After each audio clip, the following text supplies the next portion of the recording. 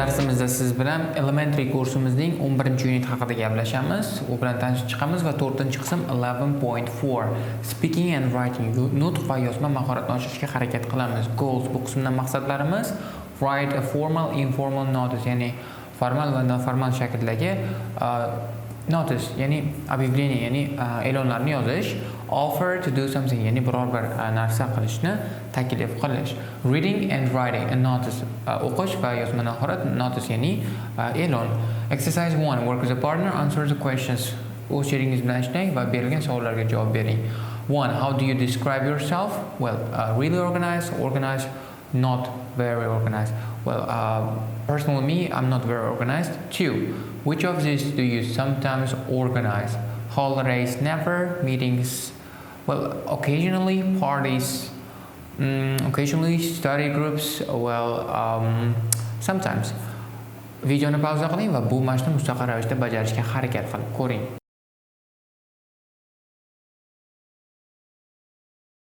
Exercise 2 read notices 1 and 2 and discuss the questions with a partner. Bu qismda birinchi va ikkinchi e'lonlarni o'qishimiz va savollarni o'z sherigimiz bilan ishlashimiz kerak bo'ladi. Va savollar: who do you think wrote them? 2 what type of person is going to answer them? Videoni pauza qiling va mashqni yozma ravishda bajarishga harakat qilib ko'ring.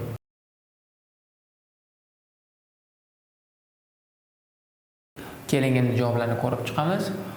Who do you think wrote them? Well, first notice a member of committee wrote it. And what type of person is going to answer? A member of the local community, a neighbor or a resident may answer it. Then second notice, well, someone at the language school or a college wrote it, and someone who wants to learn English, someone who is not English but is living in the UK may answer it.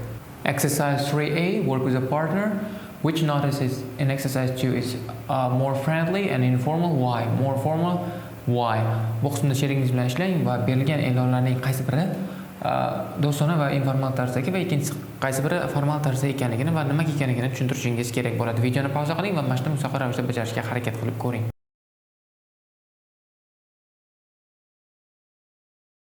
O'zingiz ko'rganingizdek, second notice is more informal because there are words have been removed and they're using many exclamation marks. But first notice is more formal because words are fully written, fully developed, there's no contraction, no ellipses, all the words are in full, and there is a more formal style such as would you like to do something. Exercise 3B check your ideas with the language for writing box. Bu qismda o'z ideyalaringizni, o'z fikrlaringizni language for writing qutbchasi orqali tekshirib olishingiz mumkin. Language for writing addressing your reader. Bu qismda siz biror narsa yozayotganingizda sizni o'qiyotgan, siz yozgan narsani o'qiyotgan odamga qanaqa muomala qilish yoki qanaqa munosabatda bo'lishni o'rganib chiqamiz. When you write something, it's important to know your reader and to write in a suitable way. Biror narsa yozayotganimizda bizni o'qiydigan odamni kimligini, qanaqa odam ekanligini va shunga yarasha, shunga amal qilgan holda to'g'ri formatda, to'g'ri stilda yozishimiz kerak bo'ladi. Ask these questions. Shu savollarni o'zingizdan so'rang. Who is the reader? Bizni o'qiydigan odam kim?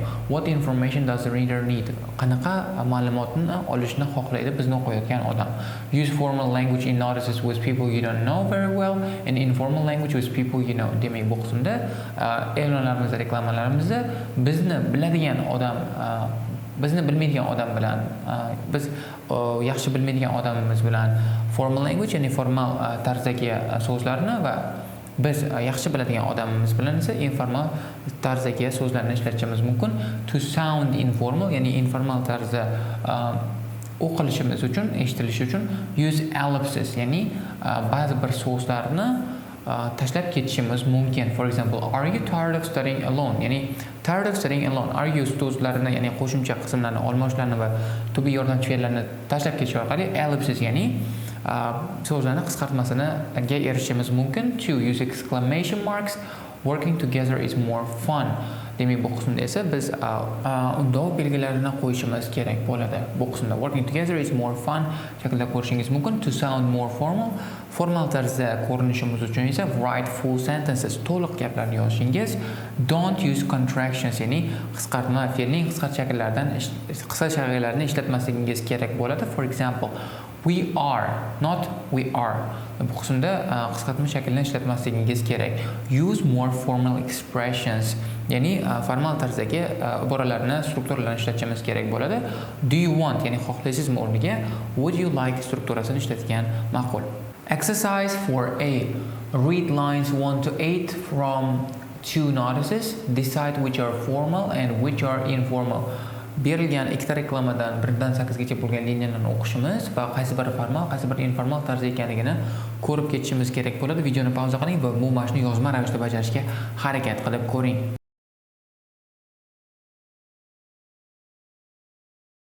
Keling endi javoblarni birgalikda ko'rib chiqamiz. Come to the university gym at 7 p.m. on September 15th. It's informal.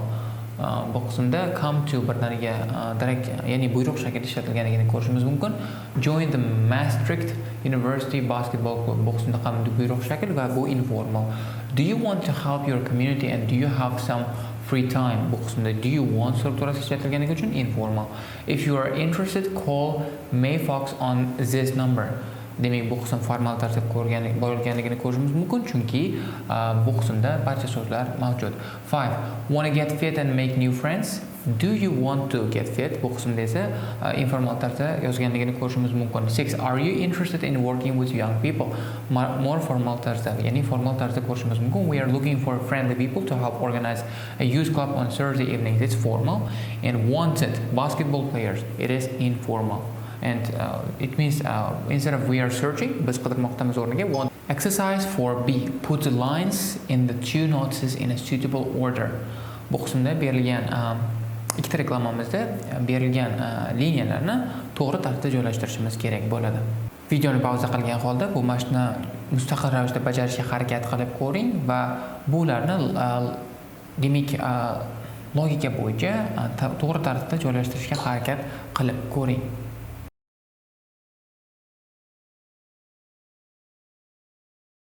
Keling endi taxminiy javoblarni birgalikda ko'rib chiqamiz. Notice 1. Possible answers 8, 5, 2 and 1.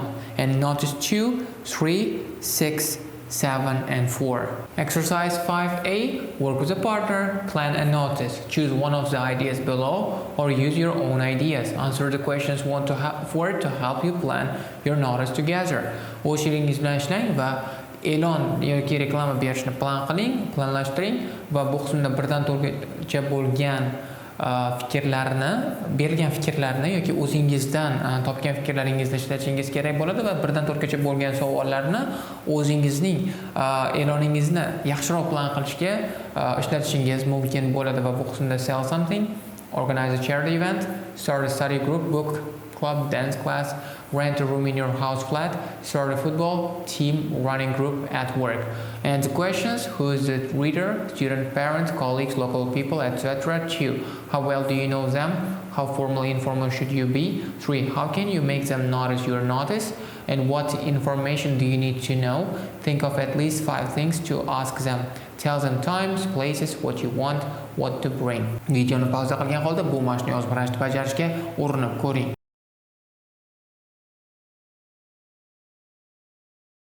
Exercise 5B. Write your notes. Bu qismda o'z e'loningizni yozishingiz kerak bo'ladi. Exercise 6. Work in small groups and read each other's notices. Which notices are the most interesting? Kichik guruhlarda ishlang va bir-biringizning e'lonlaringizni o'qing va kimning e'loni eng qiziqarli ekanligini topishga harakat qiling. Exercise 7A. Work with a partner. Match photos A and B to notices 1 and 2 in exercise 2. O'z sheringiz bilan ishlang va bu yerda A va B rasmlarda berilgan rasmlarni birinchi va ikkinchi mashqda berilgan birinchi va ikkinchi e'lonlarga to'g'rilashga harakat qiling. Videoni pauza qilgan holda bu mashqni yozma ravishda bajarishga ham urinib ko'ring.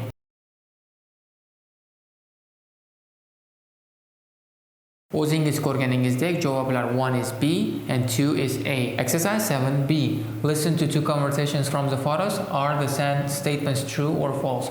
Demak, rasmlarda berilgan, rasmlarda ko'rsatilgan suhbatlarga eshiting, ikkita suhbatni eshiting va bu qismdagi gaplar to'g'ri yoki xato ekanligini topishga harakat qiling.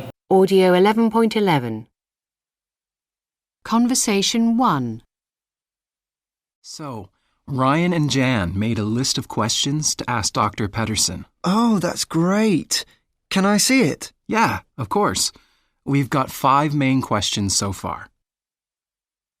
I see. Yes, these are really good. I'd like to know about the types of questions in the exam, too. Shall I write that down? Yes, good idea.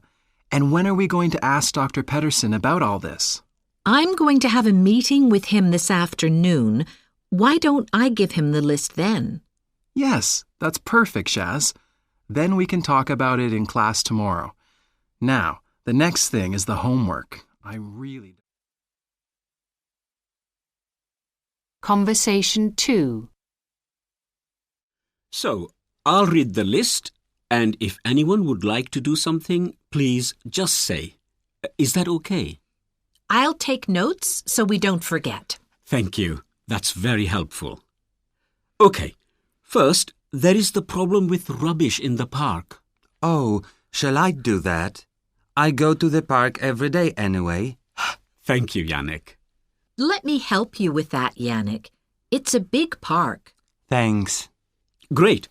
What's next? Ah, yes. We need someone to paint the walls of the school. Oh, my husband and his brother could probably do that. Would you like me to ask them? Yes, that would be very helpful. Thank you. Now then. O'zingiz ko'rganingizdek 1. Dr. Peterson is at the meeting. It's false. 2. They are going to talk about the questions tomorrow. It's true. 3. The local park is very small. It's false. And they want to paint the school. It's true. Exercise 7C. Compare your answers with a partner. O'z javoblaringizni sheriklaringiz bilan taqqoslab ko'ring. Exercise 8A. Work with a partner. Complete the sentences from the conversations with the words from the box. O'z sheringiz bilan ishlang va bu berilgan suhbatlardagi gaplarni qutichada berilgan so'zlarni ishlatgan holda to'ldirishingiz kerak bo'ladi. Videoni pauza qiling va bu mashqni yozma ravishda bajarishga urinib ko'ring.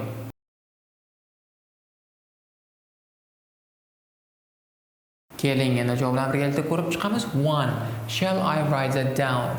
2. Why don't I give him the list then? 3. I'll take notes so we don't forget. 4. Let me help you with that. 5. Would you like me to ask them? Exercise 8B. Listen, check and repeat. Audioni eshiting, javoblaringizni yana bir bor tekshirib oling va bu berilgan strukturalarni va gaplarni takrorlang. Audio 11.12 1. Shall I write that down? 2. Why don't I give him the list then? 3. I'll take notes so we don't forget. 4. Let me help you with that. 5. Would you like me to ask them? Exercise 9A. Match a situation 1 to 5 to an offer A to E. Bu qismda 1 dan 5 gacha bo'lgan vaziyatlarni A dan E gacha bo'lgan takliflarga belgilab to'g'rilashingiz kerak bo'ladi. Videoni pauza qiling va bu mashqni yozma ravishda bajaring.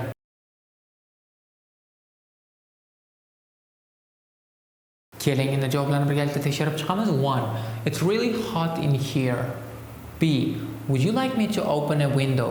2. Excuse me, this fork is dirty. C. I'm sorry, I'll bring you another one. 3. These bags are heavy. D. Let me carry them for you. 4. Are you still coming for dinner tonight? E. Of course. Shall I bring a dessert? And 5. I'm going to walk into the city center.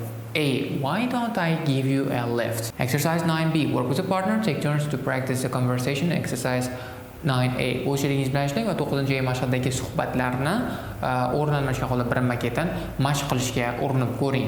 Exercise 10A. Read the information in the language for speaking box about making offers. Demak, bu qismda language for speaking qutchamizdagi taklif qilish bo'yicha ma'lumotlarni o'qishingiz kerak bo'ladi. Language for speaking, making offers. When we offer to do something, we use. Demak, biror narsani qilishni taklif qilayotganimizda biz qaysi strukturlarni ishlatamiz? Shall I do? Shuni qilishim kerakmi? Why don't I? Nimaga shuni qilmayman? Would you like me to do? Shuni qilishimni xohlaysizmi? I will do. Men qilaman. Let me do. Qilishimga ruxsat bering. Exercise 10B. Work with a different partner. Choose a situation, work, study or social.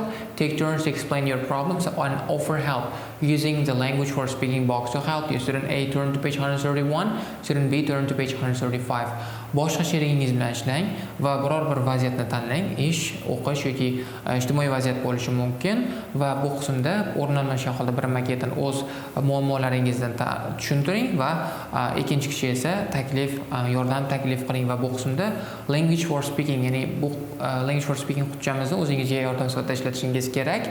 Birinchi o'quvchi 131-betdan, ikkinchi o'quvchi esa 135-betdan foydalaning.